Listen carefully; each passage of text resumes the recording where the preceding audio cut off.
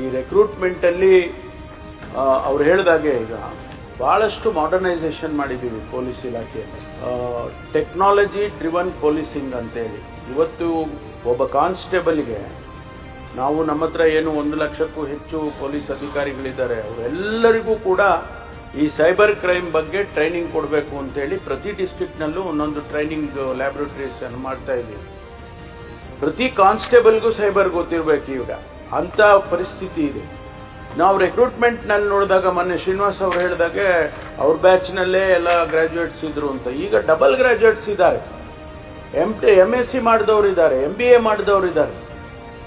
ನಮಗೆ ಈಗ ಅದನ್ನ ರಿಕ್ರೂಟ್ಮೆಂಟ್ ರಿಕ್ವೈರ್ಮೆಂಟ್ ಅನ್ನು, ಕ್ವಾಲಿಫಿಕೇಶನ್ ರಿಕ್ವೈರ್ಮೆಂಟ್ ಅನ್ನು ಕೂಡ ಮುಂದಿನ ದಿನದಲ್ಲಿ ಬದಲಾಯಿಸೋದಕ್ಕೆ C&R ರೂಲ್ಸ್ ಅಲ್ಲಿ ಅಮೆಂಡ್ಮೆಂಟ್ ತರೋದಕ್ಕೂ ಪ್ರಯತ್ನ ಮಾಡ್ತೇವೆ.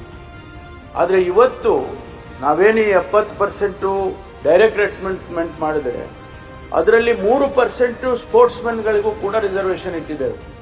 ಅಂದರೆ ಅವರು ಯಾವುದೋ ಬೇರೆ ಬೇರೆ ಸ್ಪೋರ್ಟ್ಸಲ್ಲಿ ಸ್ಟೇಟನ್ನು ನ್ಯಾಷನಲ್ಸನ್ನು ರೆಪ್ರೆಸೆಂಟ್ ಮಾಡಿದರೆ ಅವರಿಗೆ ನಾವು ರೆಕ್ರೂಟ್ಮೆಂಟಲ್ಲಿ 3% ರಿಸರ್ವೇಶನ್ ಕೂಡ ಮಾಡಿದ್ದೇವೆ.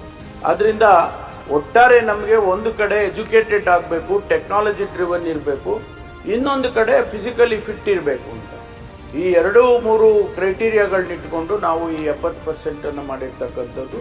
ಜೊತೆಗೆ 30%ನಲ್ಲಿ ಯಾರು ಇದ್ದಾರೆ ಅವರು ಒಂದು ವೇಳೆ ಕ್ವಾಲಿಫೈಡ್ ಇದ್ರೆ ಅವರು ಕೂಡ 10% ಏನು ನಾವು ರಿಸರ್ವೇಶನ್ ಮಾಡಿದ್ದೀವಿ ಅದರಲ್ಲಿ ಅಪ್ಲೈ ಮಾಡಿ ಅವರು ಸೇರ್ಬೋದು.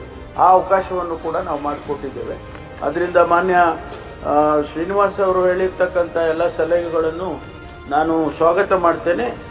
ಅವರು ಏನು ಹೇಳಿದ್ದಾರೆ 30% ಮತ್ತು ತಿರುಗಿ ಅವರು 15 ದಿವಸದ್ದು 30 ದಿವಸ ಮಾಡಿ ವೇತನ ರಜೆ ಅಂತಕ್ಕಂಥದ್ದನ್ನು ಅದಕ್ಕೆ ಪರಿಶೀಲನೆ ಮಾಡ್ತೇವೆ.